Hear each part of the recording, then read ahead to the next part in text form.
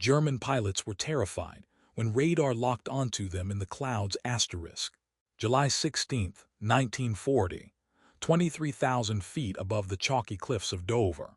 The air is thin, bitterly cold, cutting through leather and wool like razors made of wind. Oberleutnant Franz Stigler adjusts his oxygen mask, feeling the rubber press against his stubbled jaw. Below him, the English Channel churns gray and endless. Above, the sky stretches impossibly blue, unmarked by cloud or contrail. He banks his Messerschmitt Bf 109 into a shallow dive, scanning the horizon for the expected formation of RAF hurricanes. Intelligence has placed them somewhere over Kent.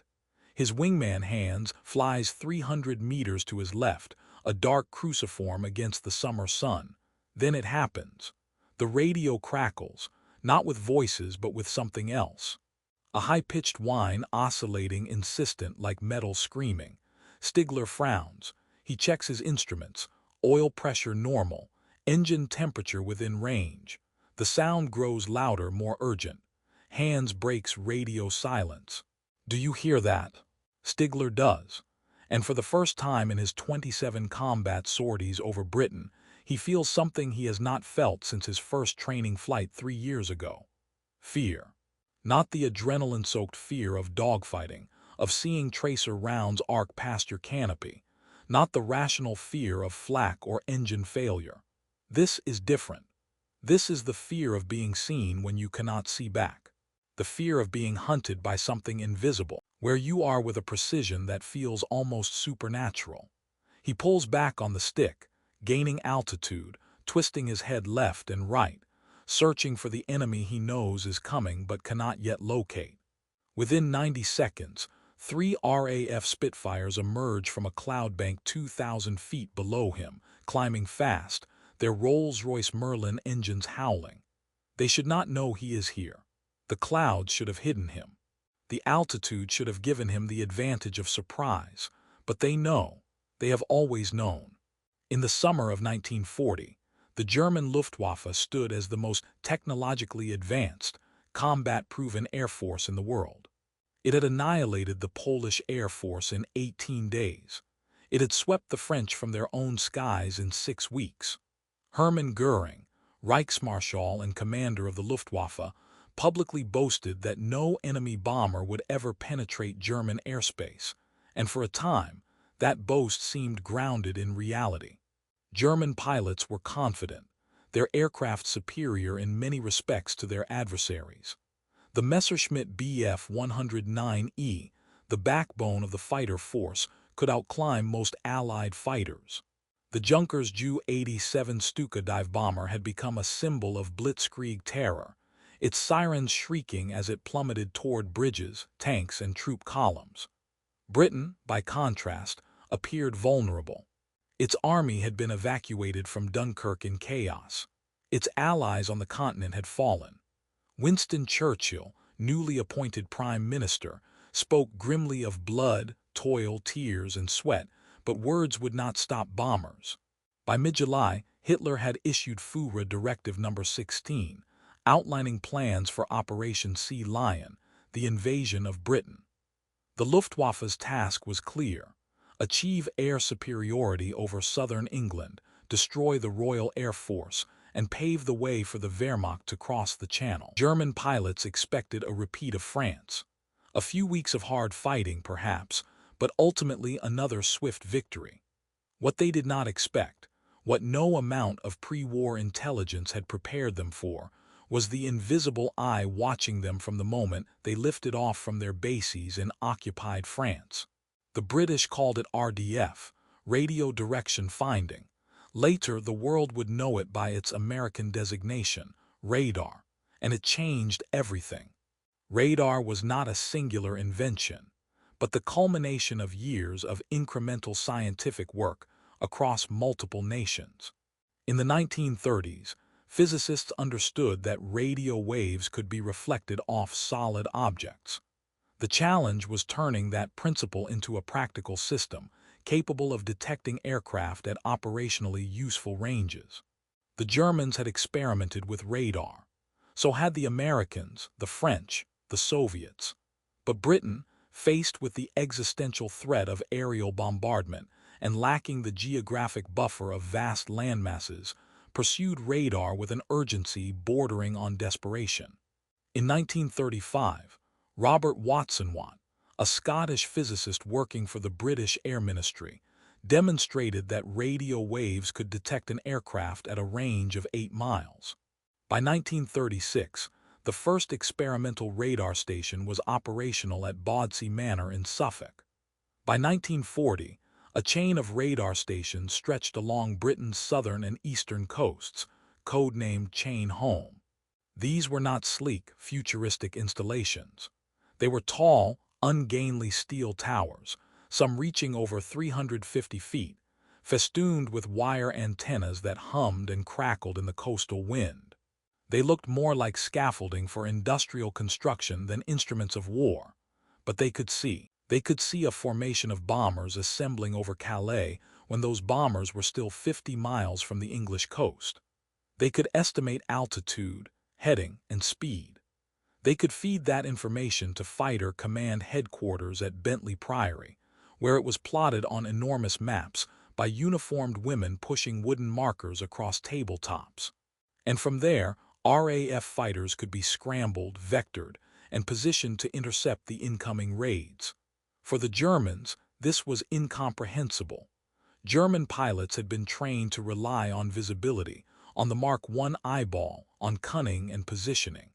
A fighter squadron would climb to altitude, scan the skies for enemy formations, and dive to attack. Clouds were concealment. Altitude was advantage. Surprise was the fundamental currency of air combat.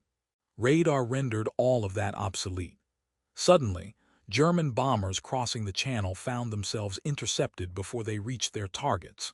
Suddenly, fighter sweeps intended to draw the RAF into attrition battles met coordinated resistance.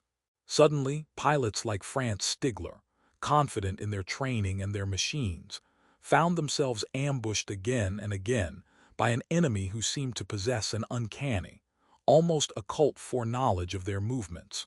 The psychological impact was profound. Lieutenant Heinz Nock, a Luftwaffe pilot who would survive the war and later publish his memoirs, described the sensation in stark terms. It was as though the English could see through clouds, through darkness, through weather. We began to suspect they had spies everywhere, that perhaps our radio communications were compromised. Some of the men whispered about secret weapons, about devices that could read our thoughts. It sounds absurd. Now, but in the cockpit alone, with British fighters appearing out of nowhere, such thoughts did not seem so absurd. This was not paranoia born of inexperience. These were men who had flown over Spain during the Civil War, who had strafed Polish cavalry and bombed French air bases. They were not easily shaken, but radar shook them. The Germans did eventually identify the Chain Home towers. Reconnaissance flights photographed them. Luftwaffe intelligence correctly guessed they were related to radio detection. But understanding that radar existed and neutralizing its advantage were two different problems. The towers were sturdy, difficult to destroy with bombs. Even when damaged, they were quickly repaired. And the Chain Home low stations, designed to detect low-flying aircraft, were even harder to target because they used smaller, more dispersed antennas. More critically, the Luftwaffe never fully grasped the integrated system behind the radar. They saw the towers but did not understand the nerve center at Bentley Priory, the communications network, the filter rooms, the plotting tables. They did not comprehend that British air defense was not just a collection of radar sets, but an entire asterisk system of detection, communication, and response. RAF Fighter Command, under Air Chief Marshal Hugh Dowding, had created something unprecedented. A networked defense, where information flowed seamlessly from radar operators to controllers to pilots. The Germans had superior aircraft in some respects. They had experienced pilots. They had numerical superiority at the start of the Battle of Britain. But they were fighting blind against an enemy. In late July, Luftwaffe units began to report increasing losses. Bombers that should have reached their targets unopposed were intercepted. Fighter escorts found themselves outnumbered, not because the RAF had more planes. They did not.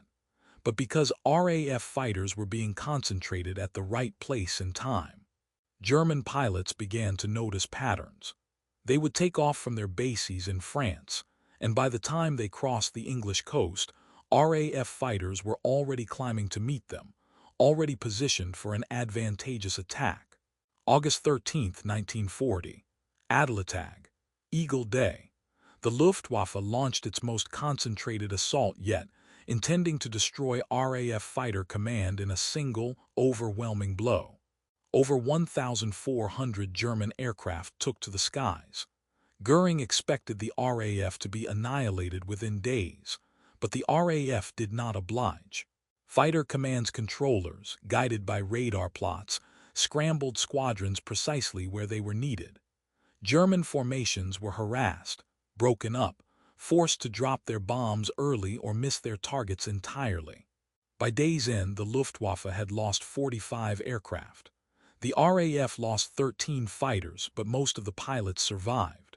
More importantly, the radar chain remained intact.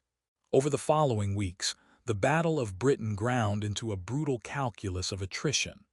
The Luftwaffe shifted tactics, targeting radar stations directly in mid-August.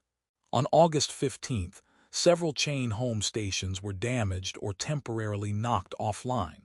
For a brief period, the Germans created gaps in the radar coverage. But the damage was repaired within hours. The system adapted. Mobile radar units filled in gaps. The network held. And still, German pilots found themselves intercepted. Still, they felt the invisible eye upon them. Gunther Rahl, who would become one of the Luftwaffe's highest-scoring aces, later recalled, "You could feel it. Even when you couldn't see them, you knew they were coming." The British pilots flew differently. They were not desperate.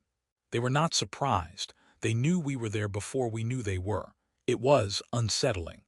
Unsettling, a careful word. But in the diaries and letters of German airmen from that summer, the language grows darker. Frustration, fatigue, dread. Pilots who had joked and sung on their way to Poland now flew in silence. The expectation of a swift victory curdled into the realization that this battle would not be won easily, if at all.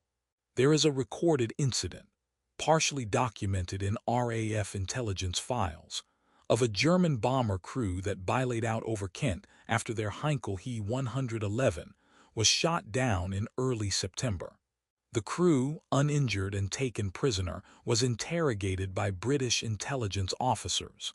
One of the gunners, a 22-year-old from Bavaria, asked his captors a question. "How do you always know where we are?" The interrogator, following protocol, deflected. The German pressed. "We change our routes. We fly at different altitudes. We come at different times, but you are always waiting. Always." The interrogator offered nothing. But in his report, he noted the gunner's demeanor. Not angry, not defiant, but afraid. The subject appeared to believe that British defenses possessed some form of supernatural or advanced scientific capability beyond his understanding. This fear was not isolated. Throughout September, as the Luftwaffe shifted from attacking airfields to bombing London in the Blitz, the terror of radar persisted for German fighter pilots. While bombers could hide in the darkness, relying on night to shield them, fighters still flew daylight missions, escorting the bombers or sweeping ahead to clear the skies. And in daylight, radar still ruled. By the end of September, the Luftwaffe had lost over 1,700 aircraft. Pilot attrition was unsustainable. Experienced flight leaders were dead or captured.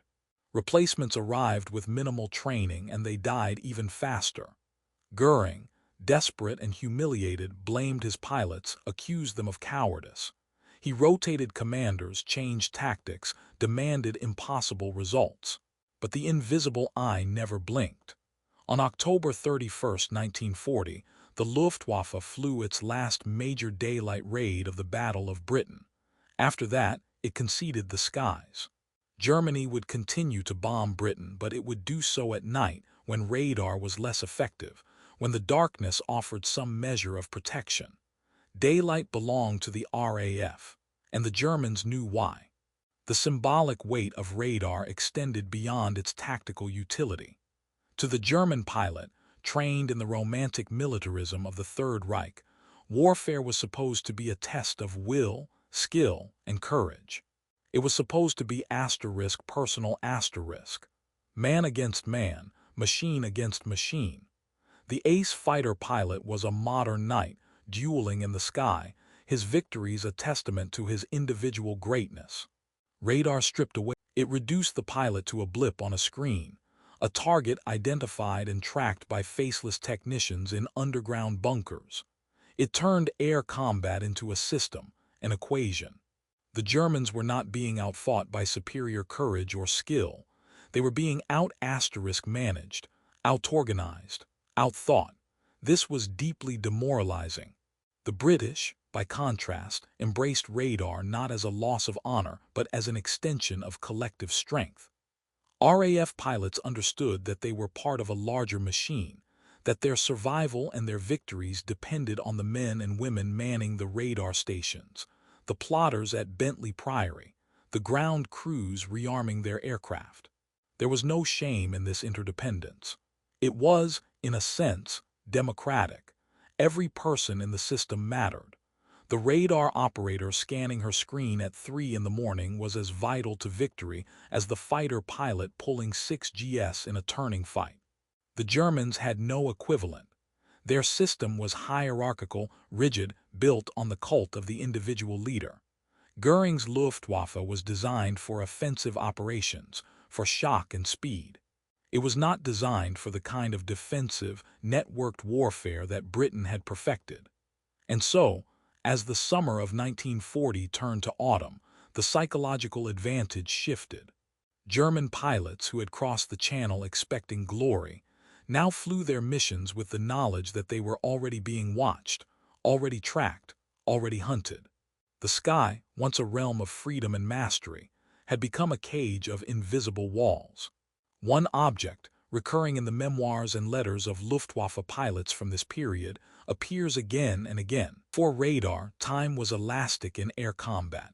A patrol might last 2 hours or 4, depending on fuel, weather, and whether you encountered the enemy. You took off, you flew your route, you returned. Time was something you controlled. After radar, time became oppressive. Pilots began to obsessively check their watches. How long until the RAF arrives? How many minutes until we reach the coast? How much time before our fuel forces us to turn back? The watch became a symbol of their helplessness, a reminder that they were being observed, that their every movement was known, that they were running out of time in a battle they could not win. Oberleutnant Werner Merlders, one of the Luftwaffe's most successful fighter pilots, noted in a letter to his brother, "I find myself looking at my watch more than at the horizon. It is a bad habit, but I cannot help it. The British are always there, always punctual. It is as if they have scheduled our deaths." Merlders survived the Battle of Britain, only to die in a transport plane crash in 1941. But his words capture the existential shift that radar imposed. The Germans were no longer the hunters. They were being hunted by an enemy who existed in a dimension they could not access, the dimension of asterisk information. By the spring of 1941, the Battle of Britain was over. Hitler had postponed Operation Sea Lion indefinitely and turned his attention eastward, toward the Soviet Union. The Luftwaffe had failed to destroy the RAF. It had failed to break British morale. It had failed to achieve the air superiority necessary for an invasion. Historians would later identify many reasons for this failure: the Luftwaffe's strategic incoherence, Goering's incompetence, the courage of RAF pilots, the industrial capacity of British aircraft production. But the pilots who fought over Britain, on both sides, knew the truth. Radar had won the battle. The Germans would go on to develop their own sophisticated radar systems.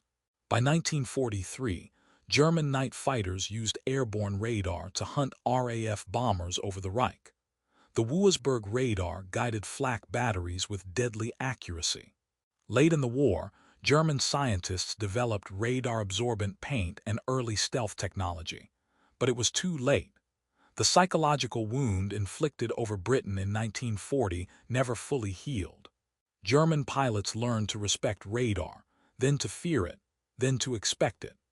The confidence that had carried them across Europe evaporated, and in its place grew a grim pragmatism, the recognition that technology had outpaced valor, that the future of war would be decided not by the bravest pilot but by the side with the better machines, the better systems, the better information. Epilogue. There is a museum in Kent, not far from Dover, where fragments of the Battle of Britain are preserved. Twisted aluminum from a Messerschmitt, a parachute harness, a pilot's logbook. And on one wall, a photograph of a chain-home tower, stark against a gray sky, its antennas strung like the web of some vast mechanical spider. Visitors often pass it without much notice. It is not dramatic. It does not gleam or roar or inspire. It is just a tower. But that tower saw what the human eye could not. It gave Britain time when time was running out. It turned the invisible into the visible, the unknown into the known. And in doing so, it revealed a deeper truth about the nature of modern conflict. Wars are no longer won by individual heroism alone. They are won by systems, by networks, by the patient accumulation and application of knowledge. Radar did not make British pilots braver or their aircraft faster. It gave them something more precious, awareness asterisk. It gave them the ability to see the enemy before the enemy saw them, to concentrate force where it mattered, to fight on their own terms. For the German pilots who flew into that invisible net in the summer of 1940, the lesson was bitter. They had expected to fight men. Instead, they fought a machine that never slept, never panicked, never doubted.